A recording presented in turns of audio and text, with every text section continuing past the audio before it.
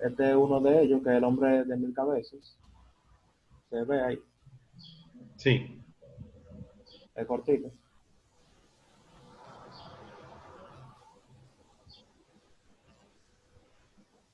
¿Se escucha el audio, perdón? No, no, no. No,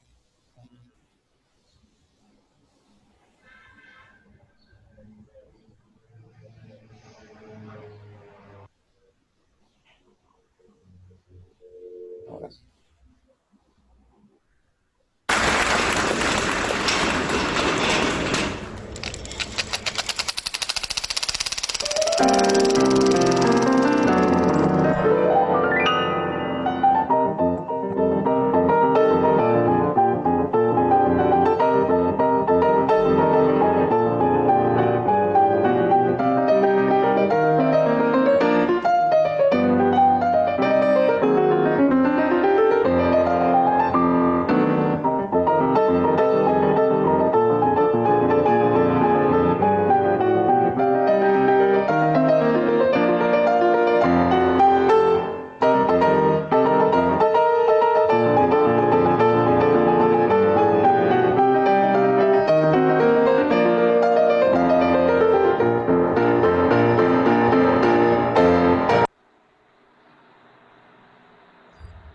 Este es el que está hablando Tencent, del hombre de la orquesta.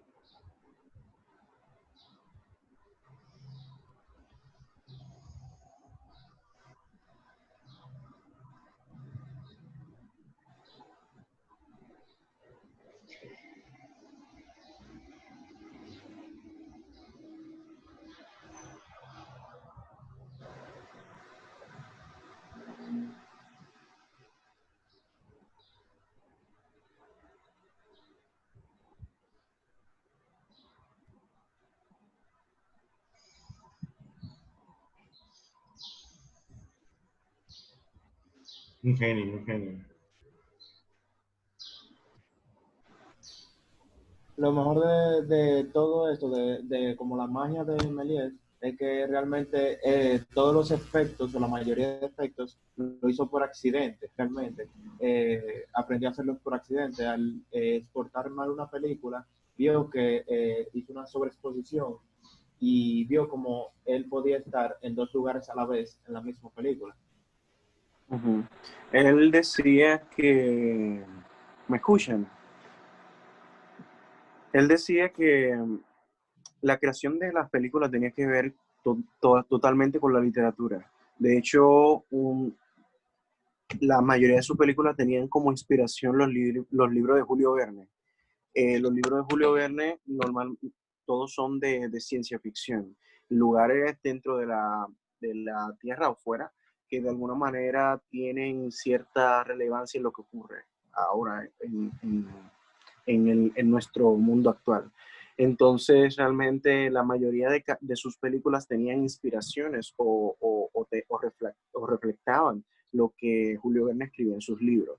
Viaje a la Luna, y creo que La Mansión del Diablo también era uno de no, no un libro en sí, sino un tema que se trataba en uno de los libros de Julio Verne, que creo que si no mal recuerdo, era, el libro se llamaba Viaje al centro de la Tierra. Cuando él llega, cuando las personas llegan allá, encuentran un montón de huesos y encuentran los rastrojos de esa persona.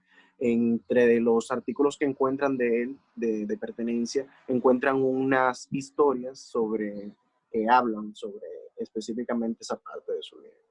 Entonces, realmente eso es Ernesto, disculpe que no estaba aquí cuando la clase empezó. ¿Ya hablaste de todos los cortos? Sí. ¿Reflexionaste? Sí. Pues perfecto. Pues creo que eso es todo. O sea, el grupo que seguía. ¿O tú vas a concluir algo, Ernesto? No, ahí termina todo. Gracias. María Sánchez, tú no habías pedido. Sí, profe. Ujú. Wow, me agarraron comiendo. Voy a compartir pantalla. Buen provecho. Gracias.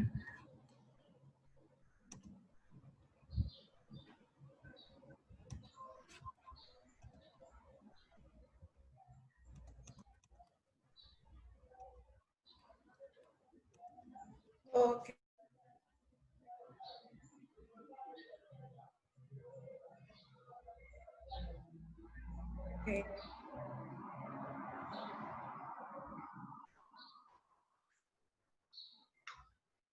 Ok, vale. Segundo de Chomón.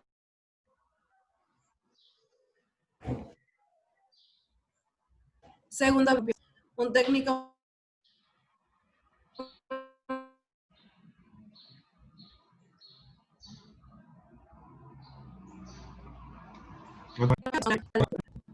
en 1919, diseñó una pilla que de seguridad que se llama Barcelona inauguró Villa que obliga a una película que es el choque de Fructuoso Gelabert, que trata de un soltero perseguido por un grupo de mujeres que se quieren casar con él. Este sainete las películas de persecuciones en rodar la boda de Alfonso X, una de sus obras maestras. Okay. Lo hace como operador de cámara y director de trucajes para las películas fantásticas de la época. Al arte equilibrista de 1908 se basa en tomas cenitales para fingir números de circo. El mismo año realiza Escultor Moderno, El Castillo Encantado, El Teatro de Bob y ya en 1909 El Sueño de un Cocinero. Películas en las que desarrolla técnicas de animación tanto de objetos como de dibujos y de animación de arcilla. Su obra más conseguida para la pate es El Hotel Eléctrico de 1908, con 140 metros de longitud y supone la cumbre del procedimiento del paso de la manivela, con el que se consigue dotar los objetos en vida propia. En 1910 regresa a Barcelona, donde forma sociedad con el empresario de variedades Joan Fuster Gary. Con esta productora rodó un total de 37 películas en las que trata asuntos populares.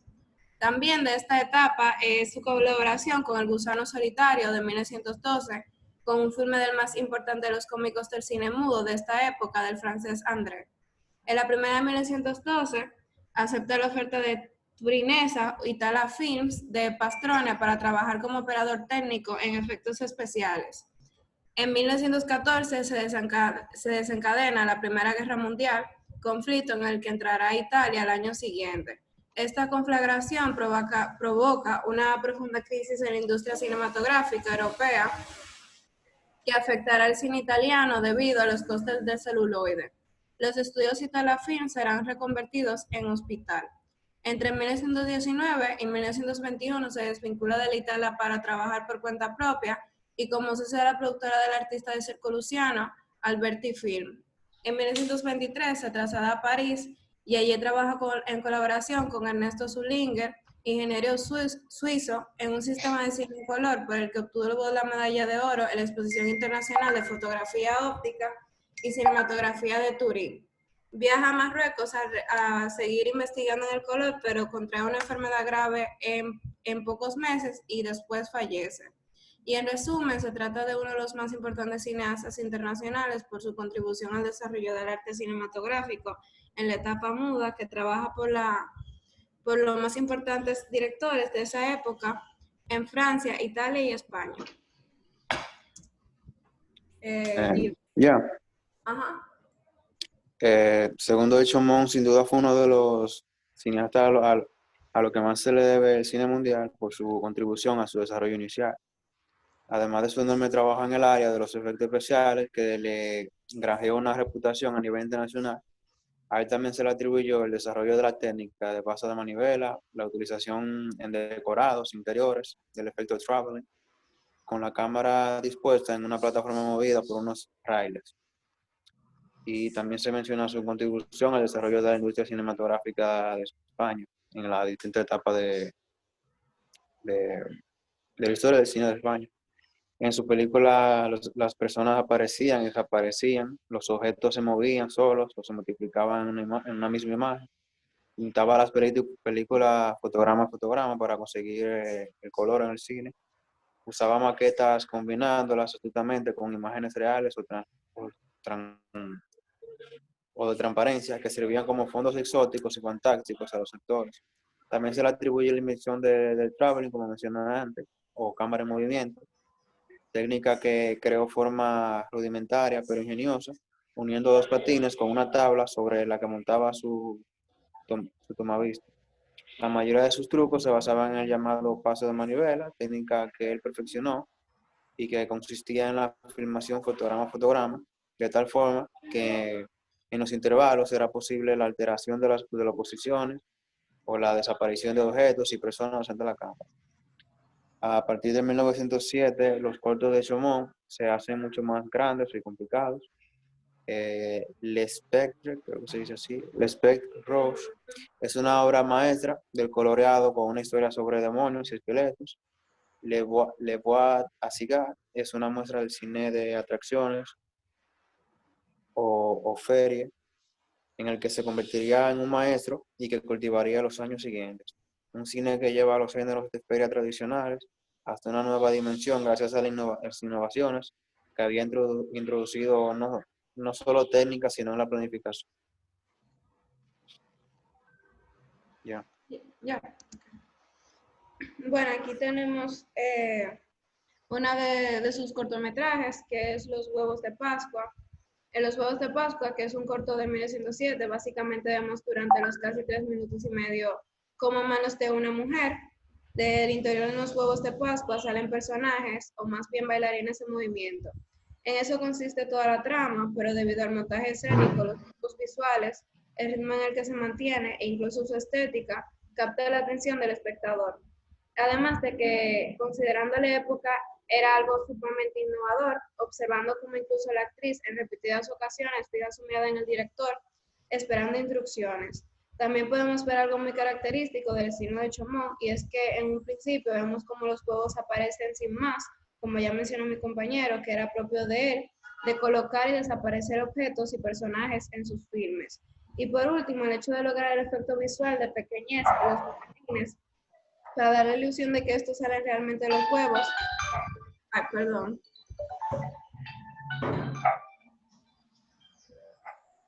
Perdón. De los huevos resultaba sumamente original para la época.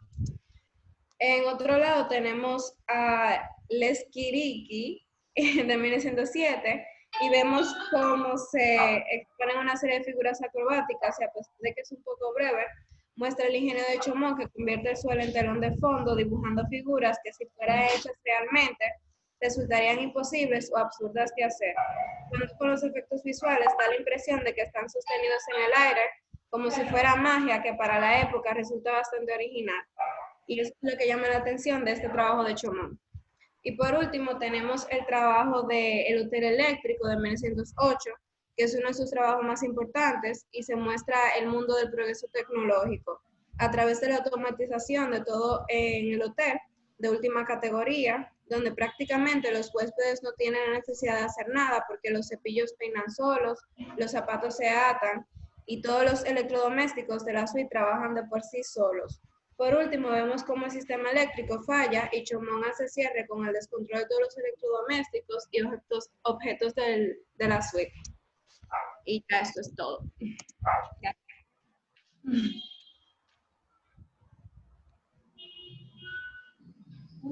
El otro grupo ya no había anunciado quiénes son, pero ¿quiénes vienen?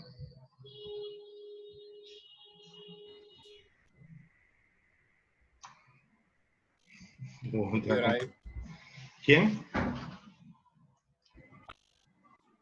Firmo. Profe, le Sí. toca a Camila y a Nicole. Ya lo sabrán. Con Ajá. Alice Guy Sí, Black, sí. Ajá. Blach, or whatever. Alice Guy Blaché.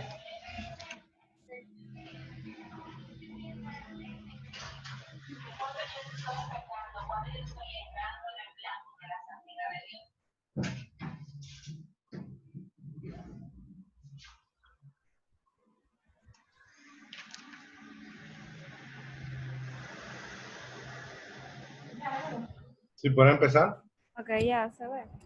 Sí. y ya lo veo. Ok, perfecto. Bueno, nosotros somos Nicole y Camila y les vamos a hablar de Alice Guy Blaché. Ella, ok, ya.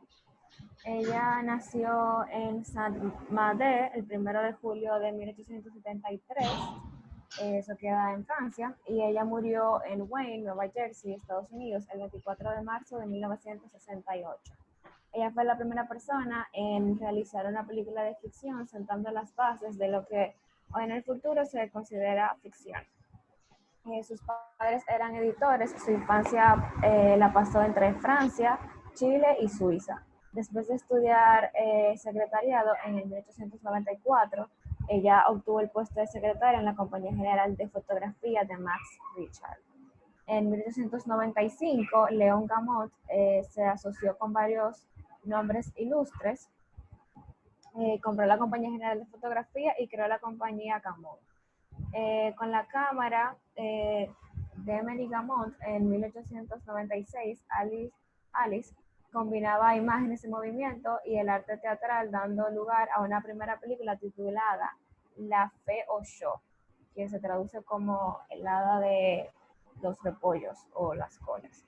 Ella realizó un remake en 1901 titulado Sage Femme de Premier Class, mientras se mantenía al tanto de la investigación de Etienne Jules Marie de Georges Demeny y asociaba los errores técnicos para crear sus primeros trucos, utilizando cachés de superposición y la proyección de la banda hacia abajo. En 1906 trabaja en La Vida de Cristo.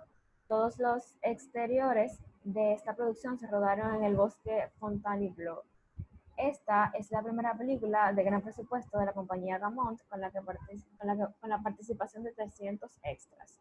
En 1907 se casó con Herbert Blaché, un camarógrafo que trabajaba para la Gamont británica, al que conoció en un viaje de promoción de Mieril en Nimes. Ebert se convirtió en director en los Estados Unidos en la década de 1910 y en coproductor y socio de varias empresas de producción cinematográfica. Ellos tuvieron 2 hijos, Simone y Reginald Blaché Bolton.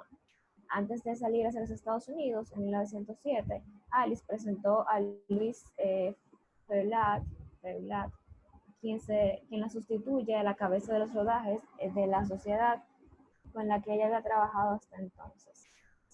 Ella fue la primera en dirigir una película de ficción, fue pionera en los efectos especiales, la ciencia ficción fílmica y el lenguaje cinematográfico.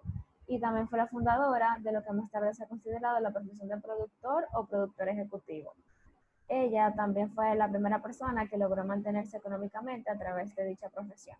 Rodó más de 1000 películas a lo largo de su vida, fundó varias productoras en Francia y en Estados Unidos y luchó por ser reconocida internacionalmente como directora, actriz y productora. La historia del cine borró su paso por la historia y atribuyó sus películas a su esposo, o las pusieron anónimas o nunca fueron mencionadas, lo cual no deja de ser un grave error porque es imposible o es muy difícil entender las obras de Méliès y de otros directores del cine primitivo sin su influencia. A pesar de la marginación que ha sufrido por parte de los historiadores por el hecho de que ella fue una mujer, en el contexto de la época fue muy apreciada y admirada por los demás profesionales del sector. Su primera película de ficción, que ya la mencioné, fue El lado de los repollos, o La Feo Show. Ella la realizó en 1896. El rescate de su figura comenzó a finales del siglo XX y por ende es difícil encontrarla en los libros más antiguos que hablan sobre el cine. Sin embargo, está siendo más normalizada como fundadora del cine en los conocimientos históricos producidos, sobre todo a partir de 1995 a 1998.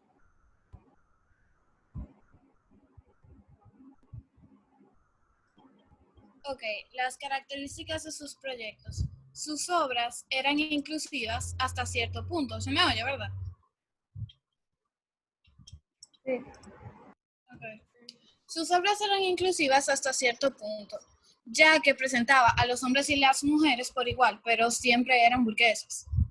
Un ejemplo de estas obras inclusivas fue la realización de una película donde todos eran personajes de color, siendo así esta la primera película donde todos los personajes eran de color.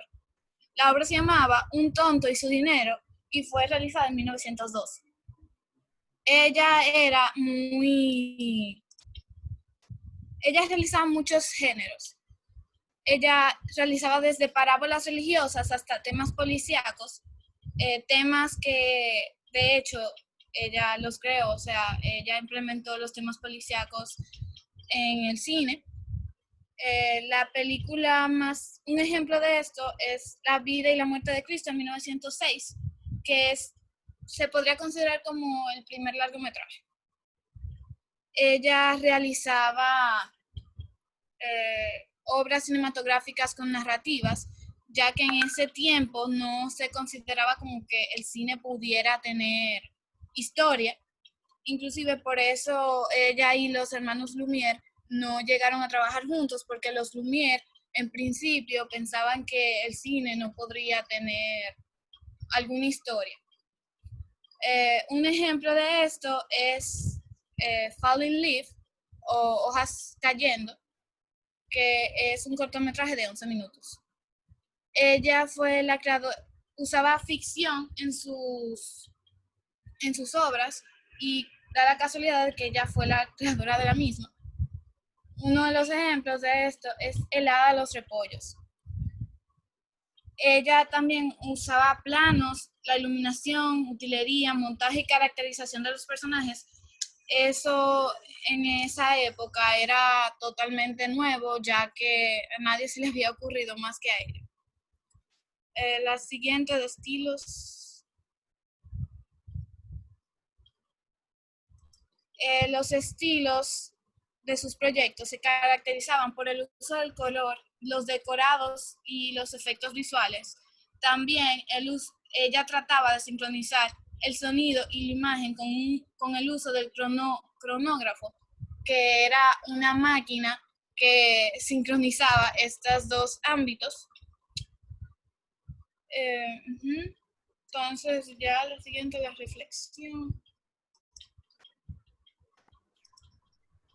Ok, aquí tenemos 3 cortometrajes. Uno se llama Falling Leaves, que fue hecho en 1912. Luego está La Feo Show, que ese es El hada de los repollos. Fue hecho en 1896. Y luego tenemos Los Resultats du Feminisme, o Los Resultados del Feminismo, que fue hecho en... Bueno, luego la fecha. Creo que no me acuerdo realmente. Entonces, en Falling Leaves, ella cuenta la historia sobre una muchacha. Primero tenemos a un doctor que él hace un descubrimiento para la cura de una enfermedad. Luego se muestra la escena de una familia donde hay una muchacha que está enferma con esta condición, y el doctor de la familia va a hacerle un chequeo y le dice a su madre que ella va a morir cuando la última hoja de los árboles caiga. Entonces la hermanita de ella escucha esto y ella está desesperada y se pone a pensar en qué ella puede hacer para ayudar a su hermana. Entonces ella lo que decide es con un hilo tratar de amarrar todas las hojas a los árboles para que, entre comillas, no se caigan. Entonces el doctor que hizo el descubrimiento ve esto y le pregunta a la niña que qué le pasa. Entonces, o sea, porque ella está haciendo eso, y ella le cuenta lo que pasó. Entonces él va a la casa de la niña y le cuenta a la madre que él tiene una cura para esa enfermedad. Entonces le dan la medicina y ella se cura. El Hada de las Coles es una adaptación de un libro infantil. Como ya se mencionó varias veces, es la película, la primera película de ficción. En la película corto. El corto se ve como un hada está agitando la varita alrededor de un campo de... Pero el coso... ok. Es muy largo para la época. Se ve al hada agitando la varita en un campo de coliflores y de estos salen niños, salen bebés y eso es lo que cuenta el mediometraje. En la siguiente, que se llama El resultado del feminismo, es un cortometraje o mediometraje, sería, de 6 minutos, 7 casi, en el cual se ven los papeles de los mujeres y hombres invertidos, es decir, que los hombres actúan y tienen el mismo papel que desempeñaban las mujeres en esa época y las mujeres desempeñan los mismos papeles que desempeñaban los hombres. Algo que me llamó mucho la atención en lo personal de ese mediometraje es que se ve como en parte, muestran como el acoso, pero desde el lado de vista de los hombres, que en ese caso serían las mujeres, y cómo lo trataron en esa época y cómo lo exponen es lo que más me llamó la atención. Esa es básicamente la premisa del mediometraje.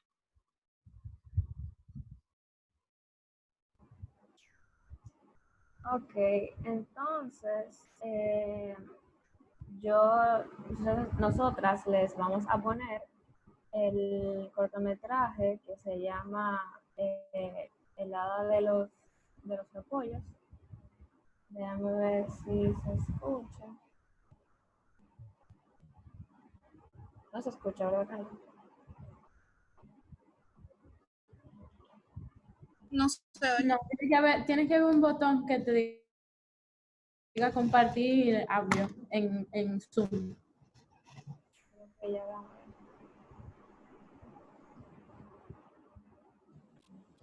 A ver, porque al inicio no tiene sonido, el sonido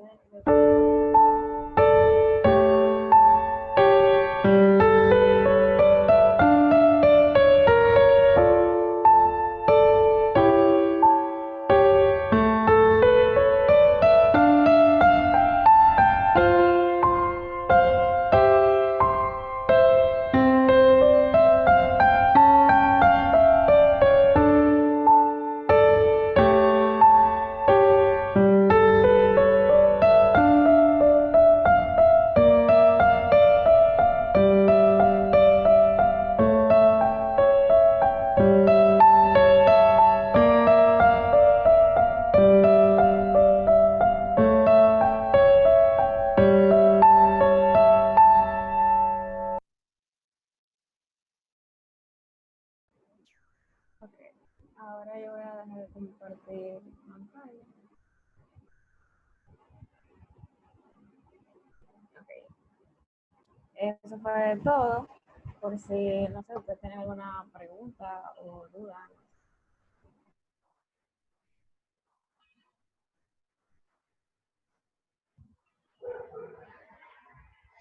¿Concluyeron, Camila y Nicole? Sí. Sí. Sí, con la sorprendente Alice. Entonces, tenemos 6 minutos y algo antes de que se corte, así que podemos seguir. Aunque no acabemos el Ahora le siguiente. toca a Firmo y a Isabela.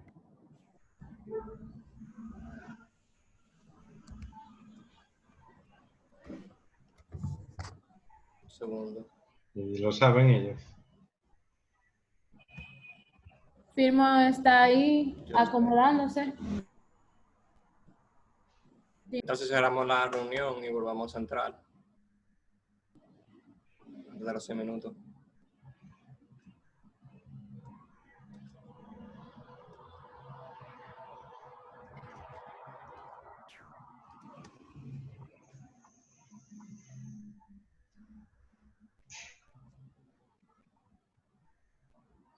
Se ve.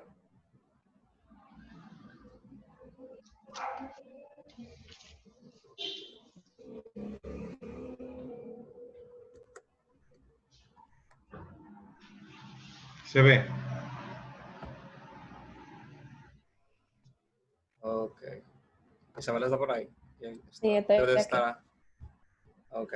Entonces, le vamos a hablar sobre Ferdinand Seca. Y ella le va a empezar a hablar con su biografía. Ferdinand de Seca fue un cineasta francés, director, productor, actor y guionista.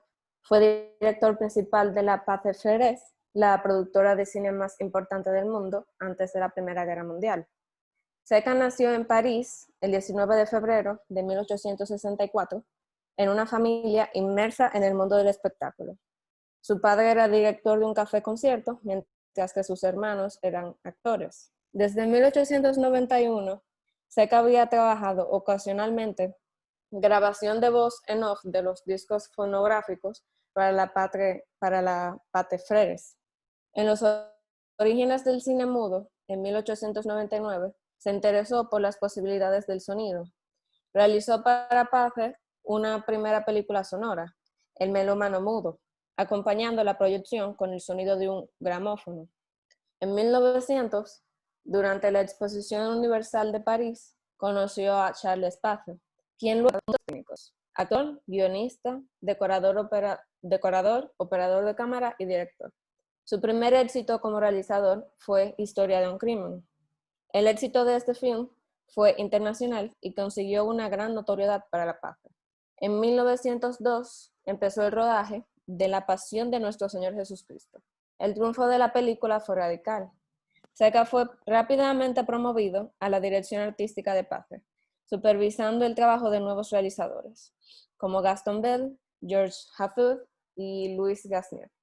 En 1908, Pathé ya era una multinacional presente en todas partes del mundo y dominaba con mano férrea la producción mundial. En 1914, cuando estalló la Primera Guerra Mundial, fue enviado a los Estados Unidos para ocuparse de la rama americana de la Sociedad Pathé. Tras regresar a Francia en 1919, fue designado a dirigir el departamento Pathé Baby, consagrado a las películas domésticas. Allá trabajó hasta su retiro en 1939. En marzo de Ese es un ejemplo de los místicos que se llama La Conquête de l'Air. Eso es como La Conquista del Aire. Es un cortometraje de 24, bueno, de casi un minuto, en el que él presenta este tipo de dispositivo que se supone que iba a volar. Entonces él predice incluso el vuelo de los hermanos Wright, como algunos 2 años anterior, y se dice que es el primer, como primer figura de aviación que sale en el cine. Como dije, él se enfocaba más en la producción, incluso co-dirigió esta película que aquí, que fue de Alice Guy Blaché. Él aquí estaba como codirector. Y aquí él usa las técnicas de directores previos que hemos visto, como Méliès, que usa la sobreimposición. Y eso ya viene siendo un largometraje de algunos 45 minutos casi. Bueno, un mediometraje. Y aquí en esa imagen se puede ver las técnicas que usaron, que fue la de la colorización a mano. En esa zona luego a Jesucristo se lo llevan como, bueno, Jesucristo se convierte como una figura de modelo y se lo llevan arrastrado, haciendo el efecto técnico de que como que está ascendiendo al cielo. Y mi compañera Isabela le va a hablar sobre algunos otros cortos que tiene Seca, como La Historia de un crimen.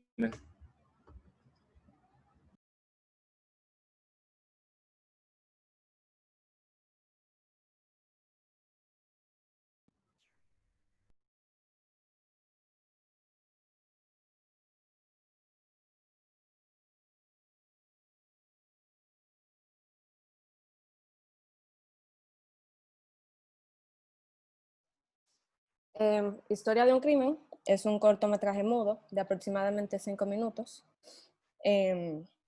La trama es la siguiente. Durante un allanamiento de morada, un empleado del banco está durmiendo cuando es apuñalado por un ladrón. Al día siguiente, el ladrón, un carpintero fuera del trabajo, es arrestado. Es llevado a juicio y declarado culpable. Mientras el ladrón se encuentra detenido en la cárcel, se ve una serie de retrocesos